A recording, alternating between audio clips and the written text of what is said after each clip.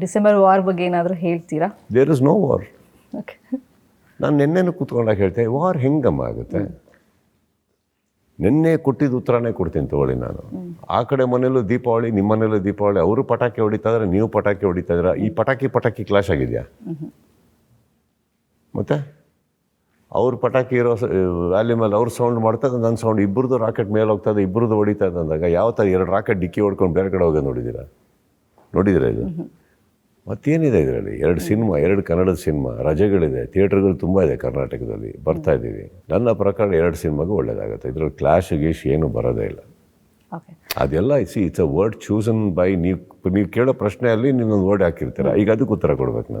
ನಾನು ಇವತ್ತು ಶಿವಣ್ಣನ ಮನೆಗೆ ಹೋದ್ರೆ ಖುಷಿಯಾಗೇ ಇದ್ದೀನಿ. ಉಪ್ಪಿ ಸರ್ ಸಿಕ್ಕಿದ್ರೆ, ಯಾಕೆ ಸರ್ ನಾವೆಲ್ಲ ಅವ್ರದ್ದೆಲ್ಲ ಸಿನಿಮಾ ನೋಡಿ ಬೆಳೆದಿದ್ದೀವಿ ನಾವು, ನಾವ್ಯಾಕೆ ಅವ್ರಿಗೆ ಇದು ಮಾಡೋಣ?